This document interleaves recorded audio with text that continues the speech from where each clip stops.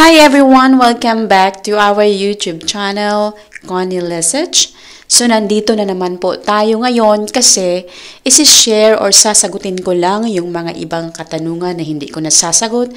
So, sasagutin ko po dito para naman po sa mga coming na magtatanong, at least may idea po sila. At, syempre, Christmas na dito. So, Merry Christmas sa ating lahat. Ayan. So, yung i-share ko lang dito mga kaibigan, yung patungkol po sa isang nagtatanong kung sakaling yung kanyang husband magpapakasal sa Pilipinas, let's say Croatian yung kanyang husband. So, tinatanong kung saan kukuha ng legal capacity para siya pwedeng magpakasal sa Pilipinas. Kasi yan po ay isang requirements ng LCR. No? Requirements po kasi sa ating government or civil registrar pag ikakasal doon sa ating lugar. So, sa akin namang experience noong si Damir ay nag-inquire or kumuha ng legal capacity. Kasi iba po yung Certificate of No Marriage. Yung Certificate of No Marriage ay makukuha din po yan dito mismo sa Croatia.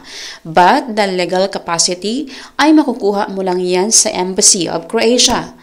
Wala pong Embassy of Croatia ang Pilipinas. Meron lang po tayo na consulate. So, yung ginawa po ni Damir dati ay nag-inquire po siya sa Embassy of Croatia in Jakarta, sa Indonesia, no? So, nag-inquire siya doon kung pwede ba siyang makakuha ng legal capacity. At, positive mga kaibigan, kasi pwede daw doon. So, ang ginawa, parang gumawa sila ng certificate ng legal capacity para kay Damir at ipapadala kay Damir dito sa Croatia. So, parang pinadala niya by post, syempre may babayaran. I forgot kung magkano yung binayaran ni Damir.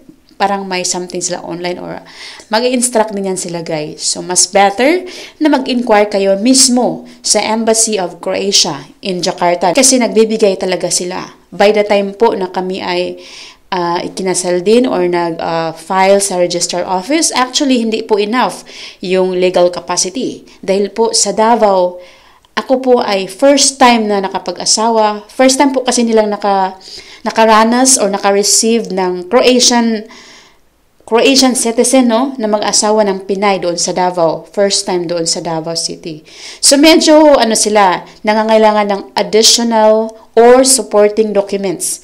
So, kumunta kami again kay Jakarta para naman sa i-certify niya yung legal capacity na yon.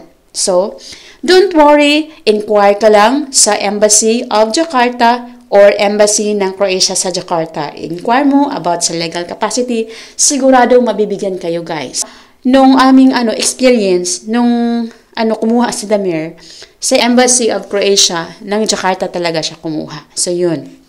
Ayan, sana'y nasasagot ko ng maayos ang iyong mga katanungan at sana'y nakatulong po ako. Ayan, maraming salamat sa ating lahat at Merry Christmas! Ayan, so sana'y huwag mong kalimutang i-like at i-subscribe ang aking channel. Maraming salamat po. Bye-bye!